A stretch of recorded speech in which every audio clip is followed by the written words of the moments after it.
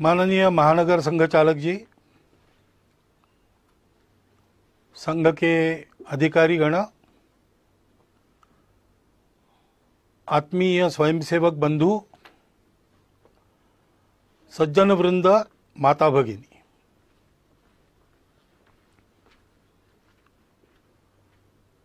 एक विशिष्ट परिस्थिति में आधुनिक तकनीकी का उपयोग करके पर्दे पर ये हमारी भेंट हो रही है। कोरोना की महामारी से सारी दुनिया जूझ रही है और उस बीमारी के साथ लड़ाई का एक अनिवार्य अंग है घर में बंद रहना, सारे कामधाम बंद करके बैठे रहना, घर में बंद रहकर जितना हो सकता है उतना करना। तो हमारे संघ के कई स्वयंसेवकों को लगता होगा कि हमारी शाखाएं अभी मैदान पर लगना बंद है, कार्यक्रम बंद है, संघ शिक्षा वर्ग प्रारंभ हुए होते वो बंद है, तो हमारा काम बंद है। लेकिन हम अपने अपने घर में बंद है, लॉकडाउन कहते उसमें है, तो भी जीवन तो चल रहा है। ऐसे संघ का कार्य भी चल ही रहा है। नित्य के कार्यक्रम बंद है, दूसरे कार्यक्रमों ने उनकी जगह ली है। ये संघ के लिए भी और हम सबके जीवन के लिए भी सत्य है, क्योंकि जीवन मनुष्य का, इसकी कल्पना क्या है? तो सारी दुनिया मानती है और संघ में भी हम लोग मानते हैं कि हम स्वयं अच्छे बने और अपने अच्छाई का उपयोग करके जग को अच्छा बनाए, दुनिया को अच्छा बनाए। स्वयं अच्छा है और दुनिया के लिए कुछ नहीं कहता, उसको भी लोग अच्छा नहीं करते। और दुनिया के लिए गलती से कुछ अच्छा कर भी लिया लेकिन स्वयं के जीवन में अच्छाई का कोई अंश नहीं, उसको भी दुनिया अच्छी नहीं कहती। जीवन के या संघ कार्य के एक ही सिक्के के ये दो पहलू है। अपनी परंपरा में ऐसा कहते हैं, एकांत में आत्म साधना और लोकांत में परोपकार। यही जीवन का स्वरूप है, यही संघ कार्य का स्वरूप है। तो अपने स्वयंसेवक रोज प्रार्थना कर रहे हैं, मैदान पर एकत्र आकर नहीं कर रहे, अपने परिवार के साथ घर में कर रहे हैं। लेकिन प्रार्थना करने का उनका समय निश्चित है, उनके परिवार में उस समय प्रार्थना हो रही। अनेक प्रतिनिधित स्वयंसेवक अपने प्रतिज्ञा का रोज स्मरण करते होंगे। नित्य शाखा के कार्यक्रमों में अभी इतना ही करना संभव है, उतना चल रहा है। बाकी कार्यक्रम दूसरा बदल गया है, वो सेवा का कार्यक्रम है। प्रचंड प्रमाण में जो सेवा चल रही उसको सब लोग देख रहे और सारा समाज हमको प्रोत्साहन भी दे रहा है। परंतु हमको ध्यान में रखना चाहिए कि ऐसा नहीं मानना चाहिए यही अपना कार्य है। कार्यक्रम अपना कार्य नहीं है। स्वयं अच्छा बनना और दुनिया को अपने प्रयास से अच्छा बनाना, ये अपना कार्य है। चीन देश में भारत से एक भिक्षु गए तथागत के धम्म का प्रचार करने के लिए। कुछ वर्ष वहां काम करने के बाद उनको ऐसा लगा कि तथागत का एक चरित्र लिखा जाए चीनी भाषा में, वहां के जनता के लाभ के लिए। तो लिखकर तो तैयार हो गया, लेकिन उसको छापना है। तो वहां उनके जो संपर्क थे उन सब लोगों से वो मिले, उनसे धन इकट्ठा किया, बताया तथागत का चरित्र उससे छापेंगे।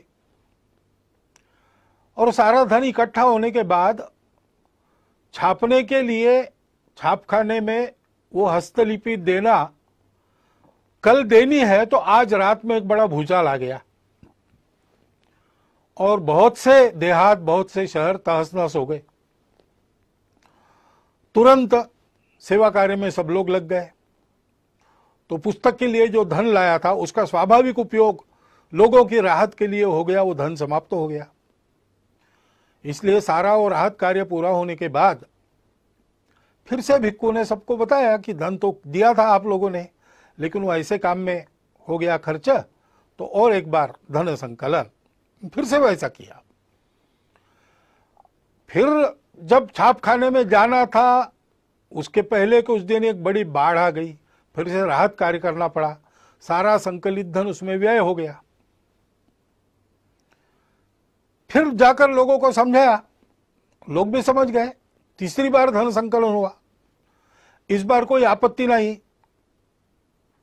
हस्तलिपि छापखाने में गई, मुद्रित होकर किताब तैयार हुई, किताब का धूमधाम से प्रकाशन हुआ। लोगों ने और उस किताब को बड़े श्रद्धापूर्वक खरीदा, और पढ़ने के लिए अपने अपने घर में जब लोगों ने उसको खोला तो पहले पन्ने पर लिखा था कि ये तथागत के चीनी भाषा में चरित्र की तीसरी आवृत्ति है।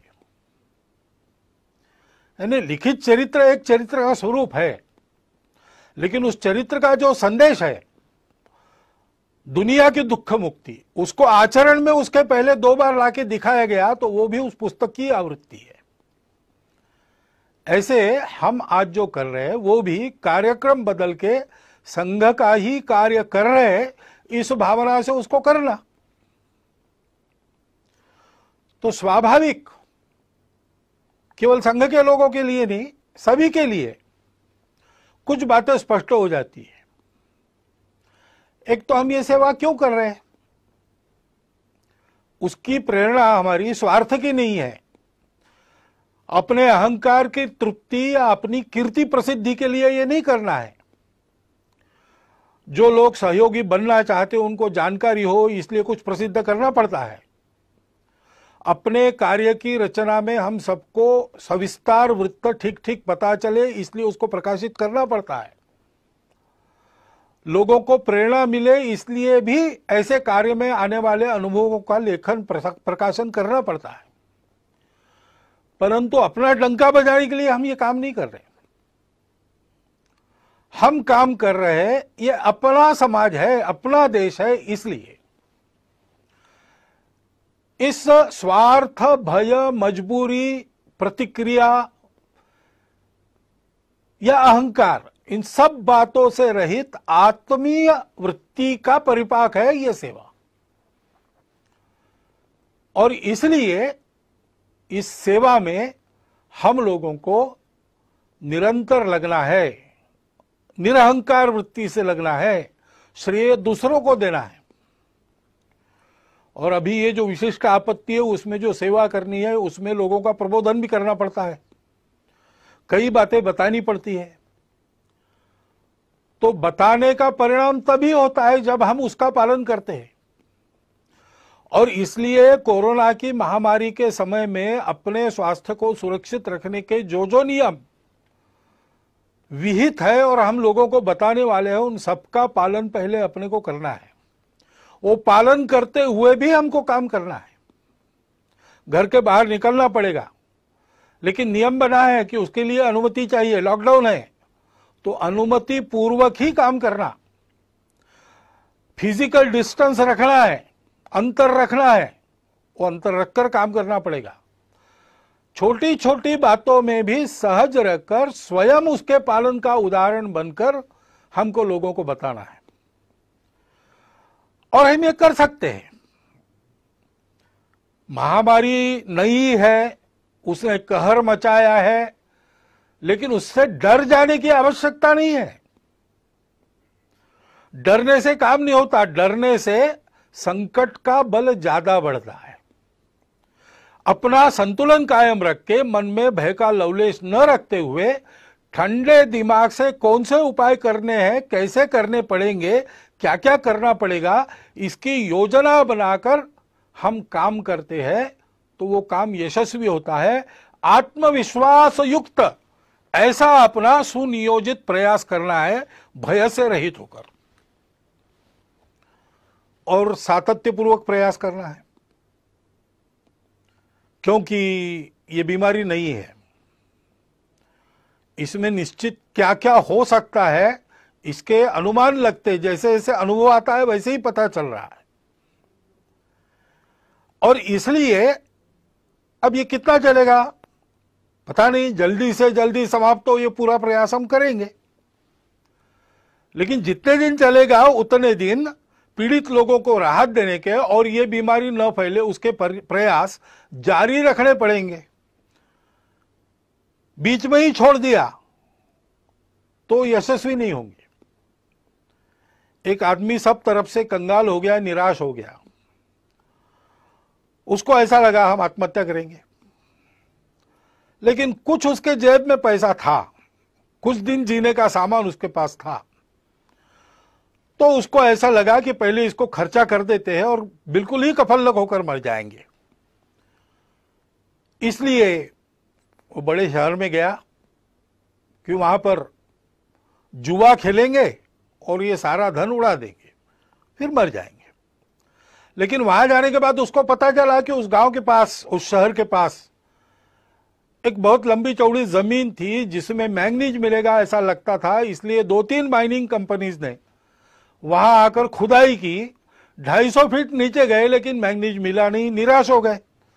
इसलिए उसका लीलाव वो करने वाले थे, तो उसको लगा कि ये भी एक जुआ है, चलो जाके बोली बोलेंगे। अब इतना तो धन नहीं था उसके जेब में कि इतनी बड़ी जमीन खरीदी कर सके, लेकिन वो 250 फीट की जमीन नहीं थी, 250 फीट का लंबा चौड़ा गहरा गड्ढा बना था, उसको कौन खरीदेगा। उस नीलाम में कोई आया ही नहीं, यही अकेला पहुंचा, इसलिए इसके जेब में जितने पैसे थे उतने में उसकी जमीन हो गई। अब जो मजदूर वहां काम कर रहे थे उनको उस दिन की मजदूरी कंपनी ने दे दी थी, तो उन्होंने आके पूछा क्या करें, काम अभी बंद करें कि 5 बजे तक करें और बाद में छोड़े। तो उसने कहा आपने पैसे लिए हैं तो 5 बजे तक काम करो। उन्होंने 5 बजे तक खुदाई की, 3 फीट और खोदा, उसमें जो नमूने मिले उसमें मैंगनीज मिल गया और कंगाल बना हुआ वो आदमी मैंगनीज की खदानों का मालिक, बाद में एक रेलवे कंपनी का मालिक, ऐसा सब कुछ बन गया, फिर से उसका जीवन बन गया। उसने लेख लिखा, वो मैंने पढ़ा, रीडर्स डाइजेस्ट में आया था, कहानी अमेरिका की है, लेकिन उसका शीर्षक था difference between the success and failure is 3 feet. 3 feet के अंतर के लिए अपना सातत्य खदान मालिकों ने छोड़ दिया तो वंचित रह गए, और 3 फीट और खोदने का दम इसने दिखाया तो इसको वैभव मिल गया। इसलिए ऐसा सातत्य अपने प्रयासों में चलना चाहिए, ऊबना नहीं चाहिए, थकना नहीं चाहिए, करते रहना चाहिए। सबके लिए करना है, इसमें कोई भेद नहीं है। जो जो इसके पीड़ित है वो हमारे अपने हैं। भारत ने तो जिन दवाइयों के और निर्यात पर बंदी लगाई थी, दुनिया के हित के लिए उसको हटाकर थोड़ा बहुत अपने तरफ नुकसान लेकर भी दवाइयां भेजी है। जो मांगेंगे उसको देंगे, क्योंकि यह हमारा स्वभाव है। हम मनुष्यों में भेद नहीं करते और ऐसे प्रसंगों में तो बिल्कुल नहीं करते। सब अपने हैं, जो जो पीड़ित है, जिसकी जिसकी आवश्यकता है, उन सब की सेवा, जितनी अपनी शक्ति है उतनी सेवा करनी है। और ये सेवा करते समय कोई स्पर्धा तो है नहीं, अपनी कीर्ति फहराने के लिए दुनिया भर में हम काम नहीं कर रहे।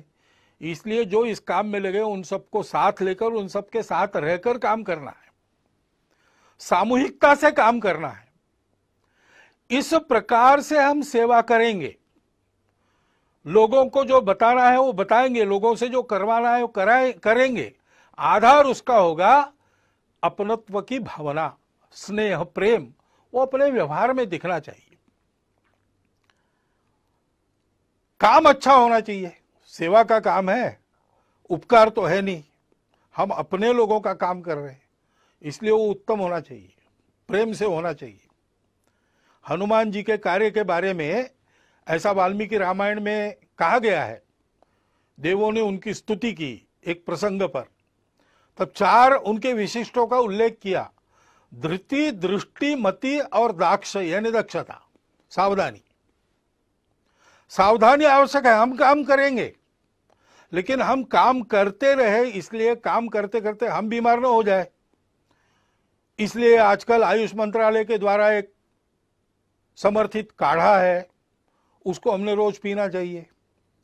बाकी मास्क लगाना, अंतर रखना, ये सारी बातें, हाथ धोना, स्वच्छता रखना, हम स्वयं चिंता करें कि हम काम करने लायक रहे। अपनी मदद जिनको वास्तविक आवश्यकता है उन तक पहुंचे। धूर्त लोग भी रहते हैं दुनिया में, वो हमारी मदद लेके चले न जाए।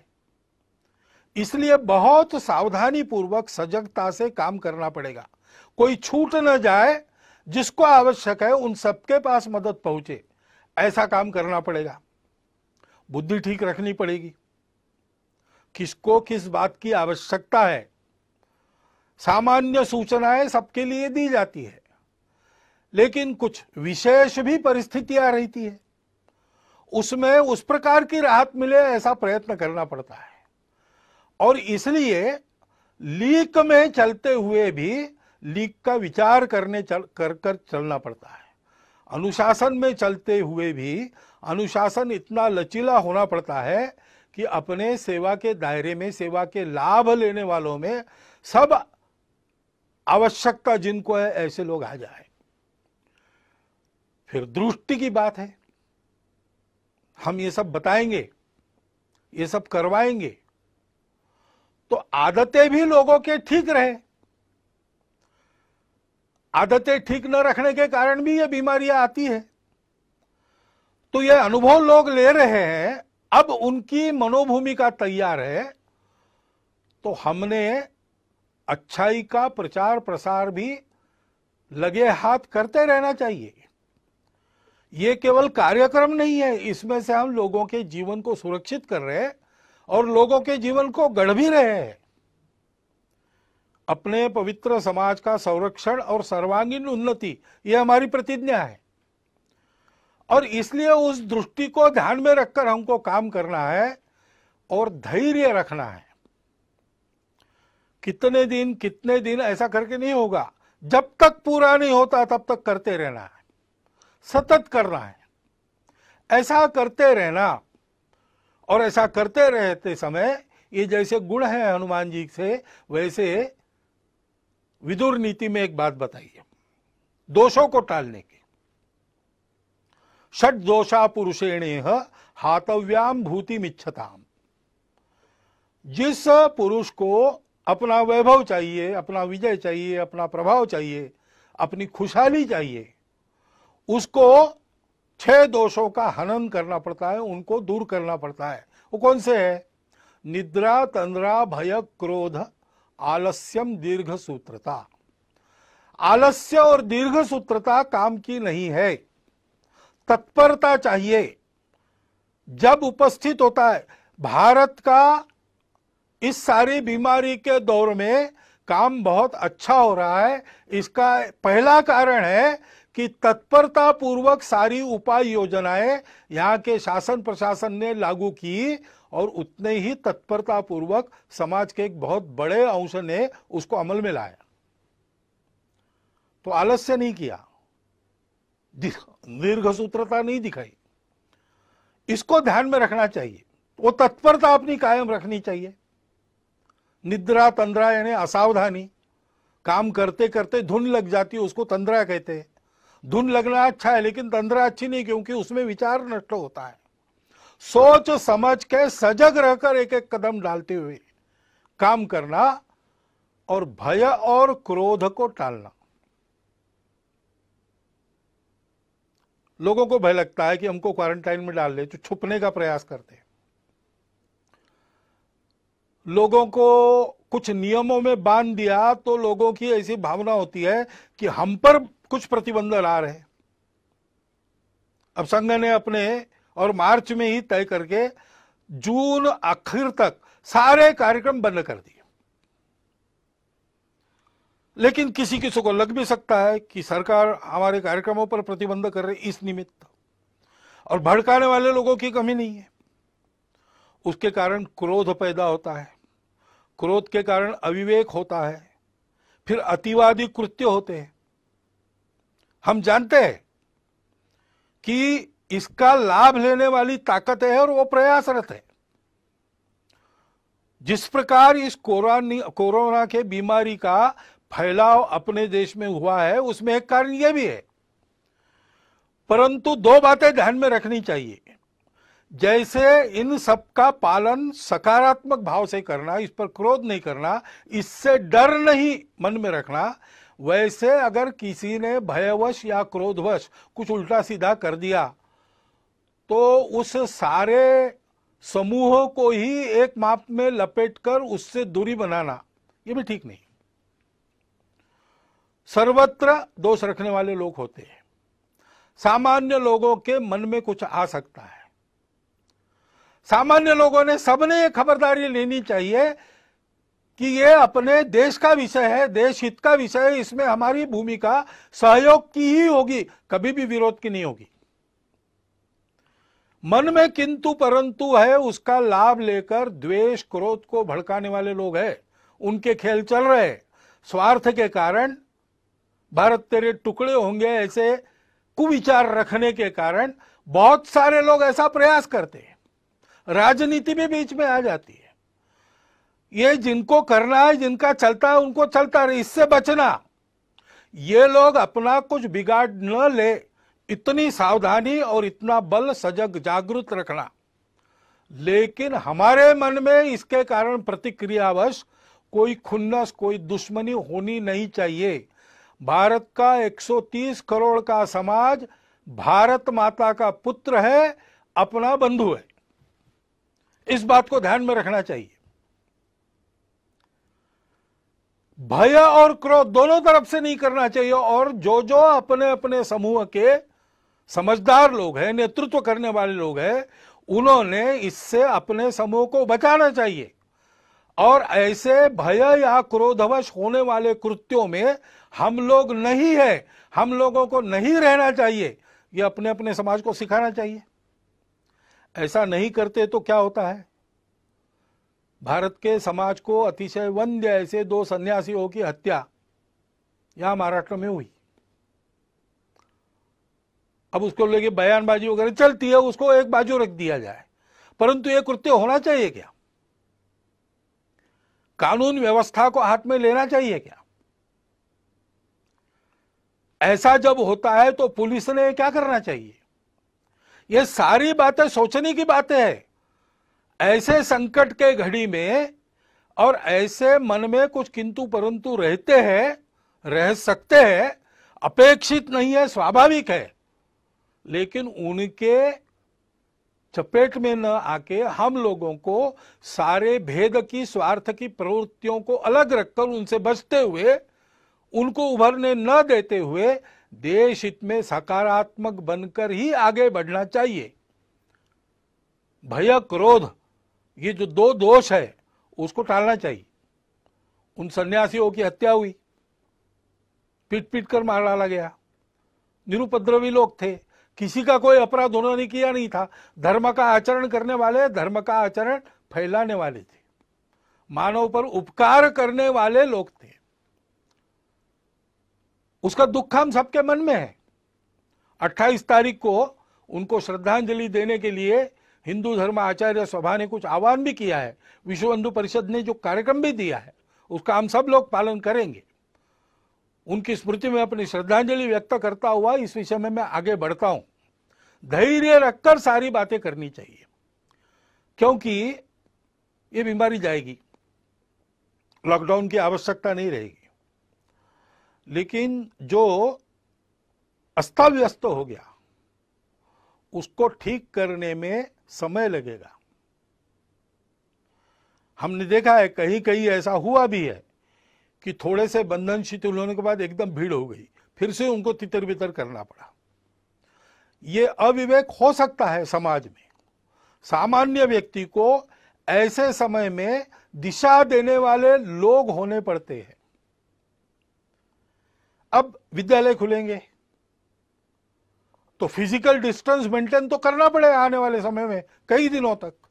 उसकी व्यवस्था कैसे होगी वो बताना भी पड़ेगा। समाज के लोगों को इकट्ठा के ये कैसे हो सकता है सोचना भी पड़ेगा। विद्यालय में, विद्यालय के आसपास के परिसर में छोटी संख्या में क्लासेस लगा सकते हैं क्या, ई क्लासेस लगा सकते क्या, क्या करके विद्यालय की शिक्षा शुरू भी होगी और ये डिस्टेंस मेंटेन होगा, बाजार वगैरह शुरू होंगे लेकिन लोग इस अंतर को कायम रखने का पालन करेंगे, फैक्ट्री उद्योग शुरू होंगे तब भी भीड़ नहीं होगी, अंतर रखकर अनुशासन से लोग चलेंगे। इसके लिए चिंता करने की आवश्यकता है। यानी राहत पहुंचाने का काम शायद कम हो सकता है, परंतु फिर से ये बीमारी न आए, उतावली न हो, इसके लिए समाज को दिशा देने का काम हमको करते रहना पड़ेगा। ये सारे काम होने हैं तो समाज में एक सद्भाव, सदाचार, सहयोग का वातावरण बनना चाहिए। समाज के सारे जनमान्य लोगों को इकट्ठा करके उनके द्वारा ये बात करवानी होगी, संवाद रखना पड़ेगा। अनुशासन पालन के बारे में स्वयं का उदाहरण और उपदेश उन लोगों को रखना पड़ेगा। उसके लिए उनके साथ भी बात करनी पड़ेगी। लोगों की क्षमता, प्रतिकार क्षमता बढ़े। कई आयुर्वेदिक उपाय है, योग है, व्यायाम है, तरह तरह के प्राणायाम है। उपाय तो अपना स्वास्थ्य मंत्रालय भी बता रहा है और जगह जगह के चिकित्सक भी बता रहे हैं। उसका नित्य नियमित आचरण करने का एक क्रम कुटुंबों में चलना चाहिए। कुटुंबों में संस्कार का वातावरण होना चाहिए।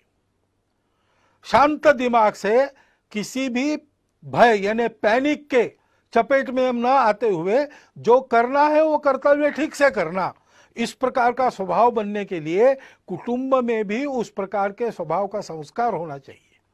इसके हमको प्रयास करने पड़ेंगे और प्रयास में वही क्रम रहेगा। हमको उदाहरण बनना पड़ेगा, हमको समुपदेशन करना पड़ेगा, हमको अपनी सेवा से सबको जोड़ना पड़ेगा और सबका सहयोग जुटाना पड़ेगा। ये बीमारी पहली बार आई है इस प्रकार की सारे दुनिया में एक साथ। शायद ही पिछले और कुछ शतकों के इतिहास में विश्व पहली बार ऐसे संकट का सामना कर रहा है। तो संकट तो है और हम लड़ तो रहे, लेकिन ये संकट कुछ सिखा भी रहा है। जैसे प्रधानमंत्री ने ही पिछले दिनों में कहा सरपंचों को कि ये संकट हमको स्वावलंबन की सीख दे रहा है। तो कई ऐसी बातें भी आ रही, क्योंकि ये संकट जाएगा, जो अस्ता व्यस्त हो गया उसको यथावकाश हम ठीक कर लेंगे, लेकिन इस संकट के अनुभव में कुछ सत्य फिर एक बार उजागर होके हमारे सामने जो स्पष्ट खड़े हैं, उनसे पाठ लेकर, बोध लेकर अपने जीवन की रचना को उसके अनुसार परिवर्तित करने का एक बड़ा काम, एक तरह से राष्ट्र पुनर्निर्माण का जो काम चल रहा है उसका अगला चरण, उसको परिणाम में लाना पड़ेगा। और बहुत से लोग शहरों से चले गए अपने अपने गांव में, सबके सब वापस आएंगे क्या? जो गांव में रह जाएंगे उनको रोजगार की क्या व्यवस्था होगी? जो वापस अपने काम पर आएंगे उन सबको काम देने की उद्योगों की या उनके मालिकों की स्थिति होगी क्या? क्योंकि उनके भी सारे कारोबार ठप पड़े। ऐसी अवस्था में इनका रोजगार भी कायम रहे और उस समय के सीमित साधनों में सब चल सके, इसके लिए सबको कुछ न कुछ छोड़ना पड़ेगा। उसके लिए मन की तैयारी करनी पड़ेगी, समझदारी बरतनी पड़ेगी, उसका भी उपदेश करना पड़ेगा, उसको भी समझाना पड़ेगा। और अगर स्वावलंबन ये इस आपत्ति का संदेश है, तो स्वावलंबन में अपना स्व क्या है? उस स्व आधारित तंत्र का अवलंबन हमको करना पड़ेगा। कम ऊर्जा खाने वाला, रोजगार मूलक, पर्यावरण को न बिगाड़ने वाला ऐसा विचार हमारे ही पास है। उसके आधार पर एक युगानुकूल रचना अपने अर्थनीति की, अपने विकास नीति की, अपने तांत्रिकी की हमको करनी पड़ेगी।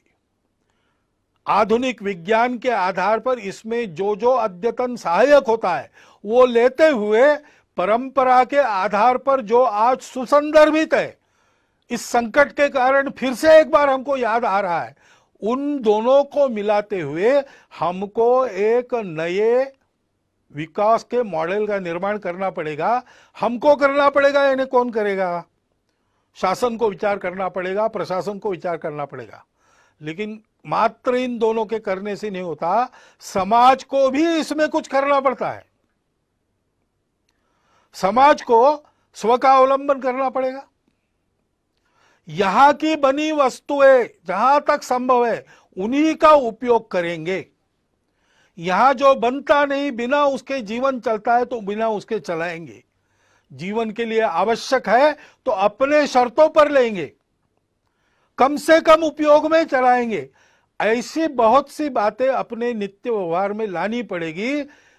अपने अपने व्यक्तिगत और परिवार के व्यवहार में हम लोगों को स्वदेशी का आचरण करना पड़ेगा। स्वदेशी का आचरण करने के लिए स्वदेशी के उत्पादन उपलब्ध करने पड़ेंगे, और स्वदेशी के उत्पादन उत्कृष्टता के मामले में बिल्कुल 19 न हो, ऐसी गुणवत्ता उत्पन्न करनी पड़ेगी। उद्योजक, निर्माता, कारीगर सभी को इसके बारे में सोचना पड़ेगा, और समाज को स्वदेशी पर दृढ़ होना पड़ेगा। विदेशों के ऊपर अवलंबन नहीं होना चाहिए, ऐसा हमको समर्थ रहना पड़ेगा। उसी प्रकार हमने अनुभव किया। अब जो बाहर निकलकर नदियों को वगैरह देख सके वो बताते हैं, लेकिन हवा का तो हम सब लोग अनुभव कर रहे हैं कि पर्यावरण बहुत मात्रा में शुद्ध हो गया। क्यों शुद्ध हो गया? क्योंकि कुछ क्रियाकलाप बंद हुए जो पर्यावरण को दूषित करते थे। अब फिर से अपना जीवन नियमित हम शुरू करेंगे तो कौन से ऐसे क्रियाकलाप कम से कम हम कर सकते हैं, बिना उसके काम भी चल सकता है, इसका विचार हमको करना पड़ेगा। पानी का उपयोग ठीक से, पानी का संवर्धन संरक्षण, वृक्षों का संवर्धन संरक्षण, और प्लास्टिक से मुक्ति, स्वच्छता का पालन, जैविक तरीकों पर बल देकर गौ पालन, जैविक खेती आदि के आधार पर जीवन चलाने का हमको अभ्यास अपना करना पड़ेगा। अभी जो हमारा अभ्यास रासायनिक खेती आदि का है उसको बदलना पड़ेगा। उसके लिए सारे समाज का बनाना पड़ेगा।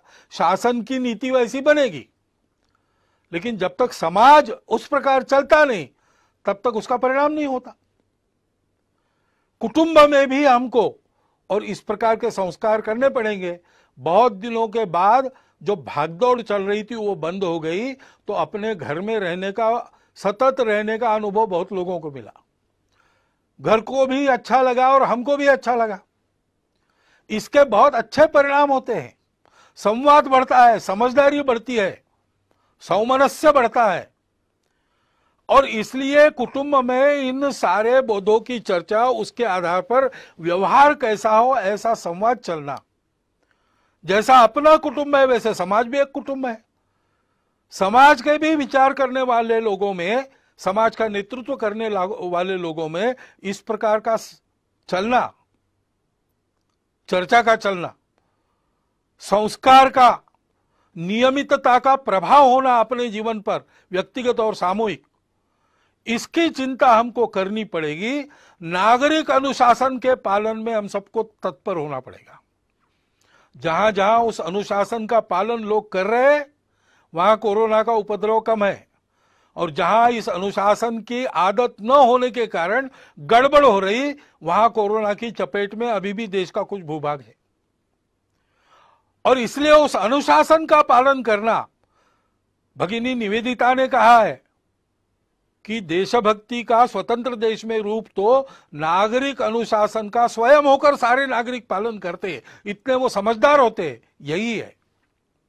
डॉक्टर अंबेडकर साहब ने भी संविधान प्रदत्त करते समय जो भाषण संसद में किए थे उसमें इस प्रकार की कानून व्यवस्था, नियम आदि का पालन करने पर बहुत जोर दिया गया है। हमको अपनी इस आदत को और ताजा और धार वाला करना पड़ेगा। उसी प्रकार समाज में सद्भाव का वातावरण, सहयोग का वातावरण, शांति का वातावरण बनाना पड़ेगा। शासन तो संस्कार मूलक शिक्षा नीति जल्दी लाएगा, लाना पड़ेगा उनको, क्योंकि ये सारे काम शासन की नीति, प्रशासन का नीति को ध्यान में रखकर समाज को अपना मानकर अमल करने का तरीका और समाज का आचरण से सहयोग, इन तीनों बातों के एकत्र आने के बाद ही संभव होता है।